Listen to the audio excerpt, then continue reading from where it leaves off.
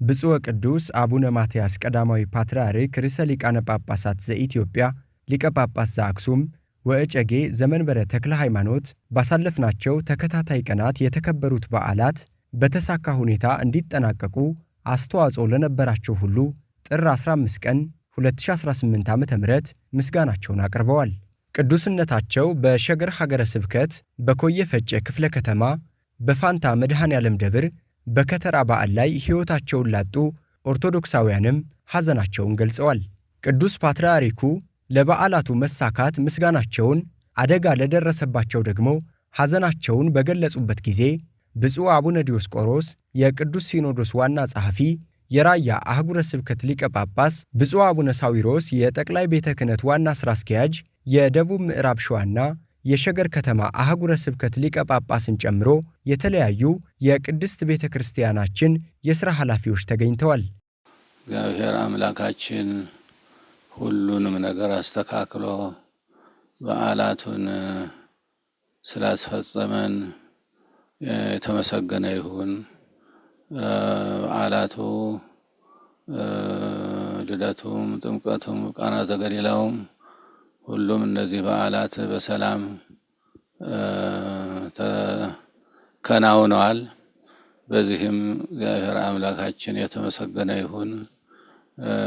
ይሁን እንጂ በአንድ አካባቢ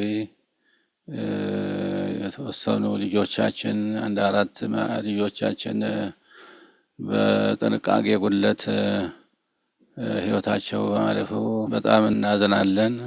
በመንግስቱ ይቀበለልን እግዚአብሔር አምላካችን፣ ቤተሰቦቻቸውንም ያጽናናልን፣ ያበርታልን።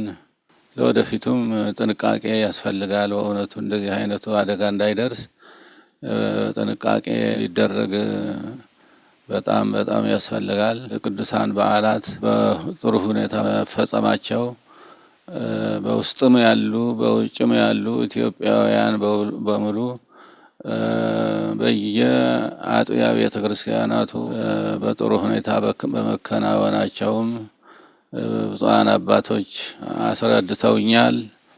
እኔም በሚዲያው ተከታትያለሁ እና ሁሉ ነገር የተቃና በመሆኑ በእውነት እኔም ደስ ብሎኛል።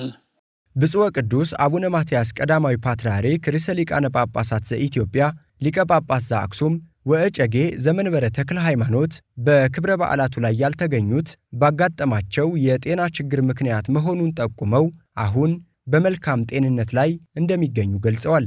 እኔ በእነዚህ አበይት በዓላት አለመገኘቴ ያው የሆነ ነገር ችግር ስለገጠመኝ ያው ሁላችሁም በመጠኑም ቢሆን ሰምታችሁ ይሆናል እና በዚሁ ምክንያት በቦታው አልተገኘሁም እንጂ ሁሉንም ነገር ሪፖርት ደርሶኛል። በዚህም በእውነቱ ደስ ብሎኛል። እኔም እዛው አለመገኘቴ እኔም አዝናለሁ። በበዓላቱ በጥምቀቱ በዓል በተለይ አለመገኘቴ በጣም እኔም አዝናለሁ። የሆነ ሆኖ ግን ከአቅም በላይ ስለሆነ ነገር ሁሉ መገኘት አልቻልኩም። መውደቅ ችግር ደርሶ በሕክምና ላይ ነው ያለሁት። በዚህ ምክንያት ነው እና እኔ ግን ደህና ነኝ፣ እግዚአብሔር ይመስገን። ጉዳዩ የሕክምናው ደህና እየተካሄደ ነው ያለው።